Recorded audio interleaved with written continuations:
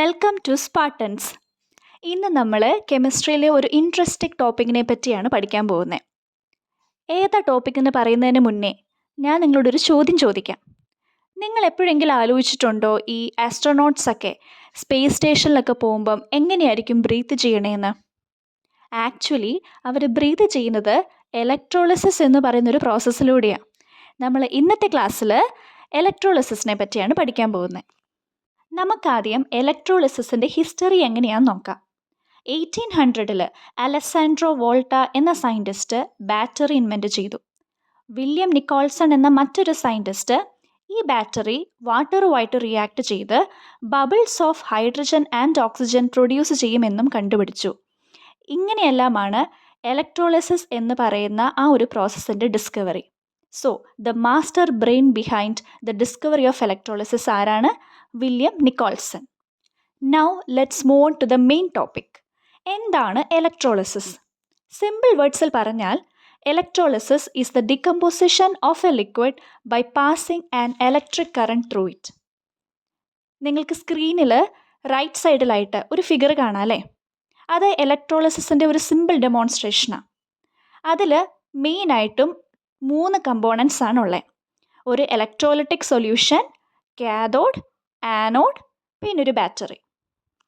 ബീക്കറിൽ എടുത്തേക്കുന്ന ആ blue coloured solution ഇല്ലേ, അതാണ് നമ്മുടെ electrolytic solution. This is the solution that decomposes during the process. മറ്റ് 2 പേരെ കൂടി നമുക്ക് അവിടെ കാണാം അല്ലേ? 2 ഇലക്ട്രോഡ്സ്, ഒരു റെഡ് കളേർഡ് ഇലക്ട്രോഡും ഒരു ബ്ലൂ കളേർഡ് ഇലക്ട്രോഡും. 2 പേരും ഇലക്ട്രോലിറ്റിക് സൊല്യൂഷനിൽ ഡിപ്പ് ചെയ്ത് വെച്ചേക്കുക. The electrode that is connected to the positive terminal of the battery is the anode, and the electrode that is connected to the negative terminal is the cathode. അപ്പോൾ നമുക്ക് എങ്ങനെ പറയാം? Cathode is the negative electrode where cations are discharged, and anode is the positive electrode where anions are discharged. ഒന്നോടെ പറയാവേ. Cathode ആണ് ഇവിടെ negative electrode. Cations ആണ് കാഥോഡിൽ discharge ചെയ്യപ്പെടുന്നത്. ആനോഡാണ് positive electrode. Anions ആണ് ആനോഡിൽ ഡിസ്ചാർജ് ചെയ്യപ്പെടുന്നത്. കാറ്റയോൺസും ആനയോൺസും എന്താ നിങ്ങൾ ഓർക്കുന്നുണ്ടോ? എന്തായിരുന്നു cations? Yes, cations are positively charged species and anions are negatively charged species അല്ലേ? ഇത് ഓർത്തിരിക്കാൻ ഒരു എളുപ്പവഴിയുണ്ട്. There's a saying, opposites attract അല്ലേ? ഇവിടെയും അതേപോലെ തന്നെ പോസിറ്റീവ്ലി ചാർജ്ഡ് സ്പീഷീസ്, അതായത് നമ്മുടെ കാറ്റയോൺസ് എങ്ങോട്ടേക്കാണ് മൂവ് ചെയ്യുന്നത്? നെഗറ്റീവ് ഇലക്ട്രോഡായ കാഥോഡിലേക്ക്. അതേപോലെ തന്നെ നെഗറ്റീവ്ലി ചാർജ്ഡ് സ്പീഷീസായ ആനയോൺസ് എങ്ങോട്ടാണ് മൂവ് ചെയ്യുന്നത്? പോസിറ്റീവ്ലി ചാർജ്ഡ് ഇലക്ട്രോഡായ ആനോഡിലേക്ക്. സോ നമുക്ക് എങ്ങനെ കൺക്ലൂഡ് ചെയ്യാം? Thus cathode discharges the cations and anode discharges the anions. ഇനി ഈ 2 ഇലക്ട്രോഡും ബാറ്ററിയിലേക്ക് കണക്ട് ചെയ്യുമ്പം എന്തായിരിക്കും സംഭവിക്കുന്നത്? യെസ്, ഒരു പൊട്ടൻഷ്യൽ ഡിഫറൻസ് അവിടെ ഉണ്ടാകും അല്ലേ? So a potential difference will set up leading to the flow of electrons. This flow of electrons contribute to the development of electricity. Electrolysis എന്ന് പറയുന്ന ഈ ഒരു പ്രോസസ്സ് കുറച്ചുകൂടി മനസ്സിലാവാൻ വേണ്ടിയിട്ട് നമുക്കൊരു എക്സാമ്പിൾ വെച്ച് പഠിക്കാം. So we can learn this mechanism of electrolysis by taking an example of electrolysis of water. Electrolysis of waterൽ ആരായിരിക്കും ഇലക്ട്രോലൈറ്റ്? അതെ, വാട്ടർ ആണ് നമ്മുടെ electrolyte. And we know that water contains H+ and OH- ions. ഇവിടെ H+ ആണ് നമ്മുടെ cation, OH- ആണ് നമ്മുടെ anion. ഇലക്ട്രോളിസിസിൻ്റെ സമയത്ത് എന്തായിരിക്കും അവിടെ സംഭവിക്കുന്നത്? At the cathode 2 H+ ions accept 2 electrons and hydrogen gas, that is H2 is released. കാഥോഡിൽ 2 ഹൈഡ്രജൻ അയോൺസ് 2 ഇലക്ട്രോൺസിനെ അക്സെപ്റ്റ് ചെയ്യും. അങ്ങനെ ഹൈഡ്രജൻ ഗ്യാസ് അവിടെ ഇവോൾവ് ചെയ്യും. നമുക്കറിയാം നമ്മുടെ വാട്ടർ എന്ന് പറയുന്ന ഇലക്ട്രോലൈറ്റിൽ ഒരുപാട് H+ അയോൺസും ഒരുപാട് OH- അയോൺസും ഉണ്ട്. അപ്പം നമുക്ക് മൊത്തത്തിൽ ബാലൻസ് ചെയ്യണം. അതുകൊണ്ടാണ് 2 H+ അയോൺസ് 2 ഇലക്ട്രോൺസിനെ അക്സെപ്റ്റ് ചെയ്യുന്നത്. എന്നാലല്ലേ അവരുടെ ആ ഒരു ചാർജ് ബാലൻസ് ചെയ്യുള്ളൂ. അങ്ങനെ നമുക്ക് ഹൈഡ്രജൻ ഗ്യാസ് കാഥോഡിൽ റിലീസ് ചെയ്യാൻ പറ്റും. ഇനി ആനോഡിൽ എന്താ സംഭവിക്കുന്നതെന്ന് നോക്കാം.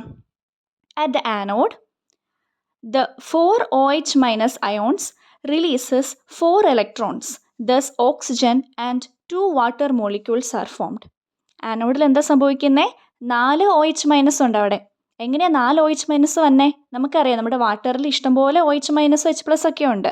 അതിലെ 4 OH- 4 ഇലക്ട്രോൺസിനെ റിലീസ് ചെയ്യും.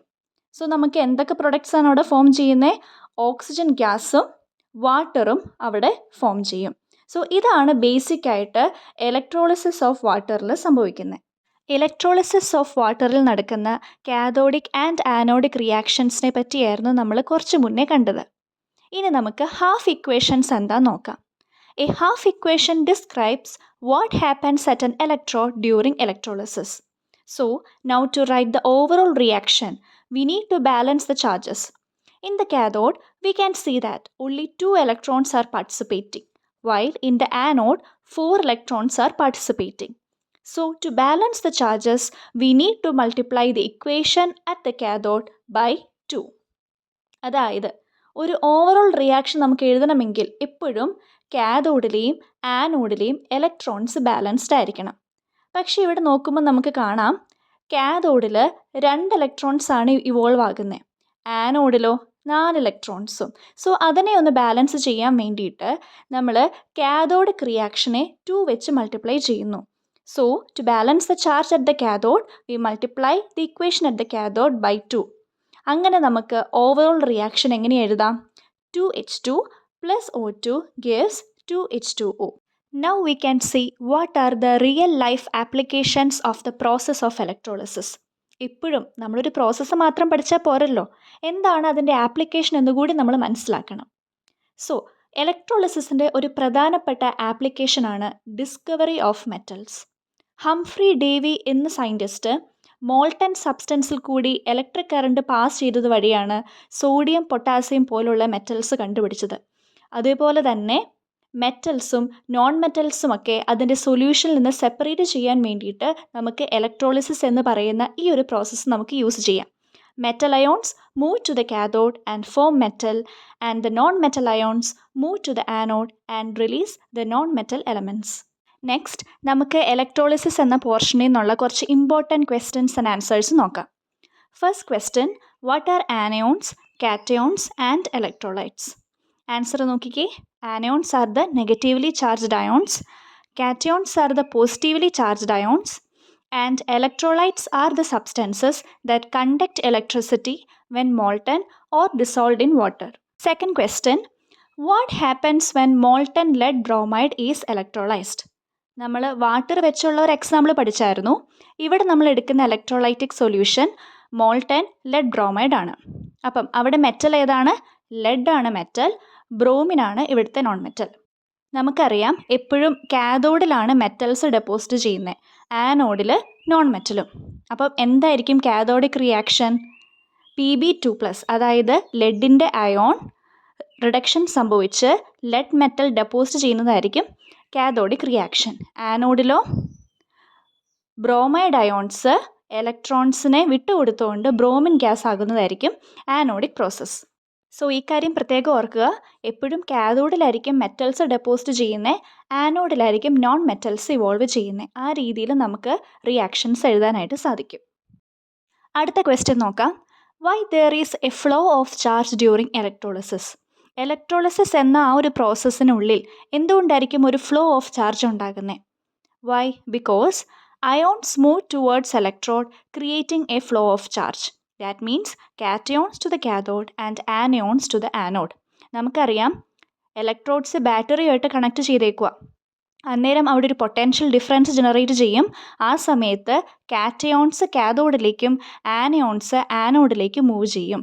അതുകൊണ്ടാണ് അവിടെ ഒരു ഫ്ലോ ഓഫ് ചാർജ് അല്ലെങ്കിൽ ഇലക്ട്രിസിറ്റി ജനറേറ്റ് ചെയ്യപ്പെടുന്നത്. And fourth question, why can solid ionic substances be electrolysed? എന്തുകൊണ്ടാണ് സോളിഡ് ആയിട്ടുള്ള അയോണിക് സബ്സ്റ്റൻസസ് ഇലക്ട്രോളിസിസ് എന്ന പ്രോസസ്സിന് വിധേയമാകാത്തത്? The answer is ions are fixed in place in solids. Only molten or dissolved substances allow ions to move. നമുക്കറിയാം movement of ions അല്ലെങ്കിൽ movement of ചാർജിനെയാണ് നമ്മൾ electricity എന്ന് വിളിക്കുന്നത്. പക്ഷേ സോളിഡ്സിൽ അയോൺസ് എല്ലാം ഫിക്സ് പൊസിഷൻസാണ്, പൊസിഷൻ മാറുന്നില്ലല്ലോ. സോ അവിടെ മൂവ്മെൻറ്റും ഇല്ല. അതുകൊണ്ടാണ് സോളിഡ് അയോണിക് സബ്സ്റ്റൻസസിന് ഇലക്ട്രിസിറ്റി കണ്ടക്ട് ചെയ്യാൻ പറ്റത്തില്ല, അല്ലെങ്കിൽ ഇലക്ട്രോളിസിന് വിധേയമാകാൻ പറ്റത്തില്ല എന്ന് നമ്മൾ പറയാനായിട്ടുള്ള കാരണം. സോ നമ്മൾ ഇന്നത്തെ ക്ലാസ്സിൽ പഠിച്ച പ്രധാനപ്പെട്ട 3 ഡെഫിനിഷൻസ് ഏതൊക്കെയാണെന്ന് നോക്കാം. First one is the anions. They are the negatively charged ions that move to the anode. Second one is the cations. They are the positively charged ions that move to the cathode. ഈ 2 ഡെഫിനിഷൻസും easy ആയിട്ട് ഓർത്തിരിക്കാനുള്ള ട്രിക്കാണ് ഞാൻ അടുത്ത് പറയാൻ പോകുന്നത്. ആനയോൺസിൻ്റെയും ആനോഡിൻ്റെയും first 2 letters നോക്കിക്കേ, എയും എന്നും. സോ ആ രീതിയിൽ ഓർത്തിരിക്കാം. ആനയോൺസ് എപ്പോഴും ആനോഡിലേക്കാണ് മൂവ് ചെയ്യുന്നത്. സിമിലർലി കാറ്റയോൺസിൻ്റെയും കാഥോഡിൻ്റെയും ഫസ്റ്റ് 2 ലെറ്റേഴ്സ് നോക്കിക്കേ, സി ആൻഡ് എ. അപ്പോൾ അവിടെ നമുക്ക് ആ രീതിയിൽ തന്നെ ഓർത്തിരിക്കാം. കാറ്റയോൺസ് എപ്പോഴും കാഥോഡിലേക്കാണ് മൂവ് ചെയ്യുന്നത്. And the third definition is electrolytes. They are the liquids that decompose when electricity is pass through them. So ഇന്നത്തെ ക്ലാസ്സിൽ നമ്മൾ ഇലക്ട്രോളിസിസ് എന്ന് പറയുന്ന ഒരു ഫിനോമിന, അതിൻ്റെ പ്രധാനപ്പെട്ട കമ്പോണൻസ്, അവരുടെ ഡെഫിനിഷൻസ് ആയിരുന്നു നമ്മൾ പഠിച്ചത്. സോ അടുത്ത ക്ലാസ്സിൽ പുതിയൊരു ടോപ്പിക്കായിട്ട് ഞാൻ വരും. Thank you.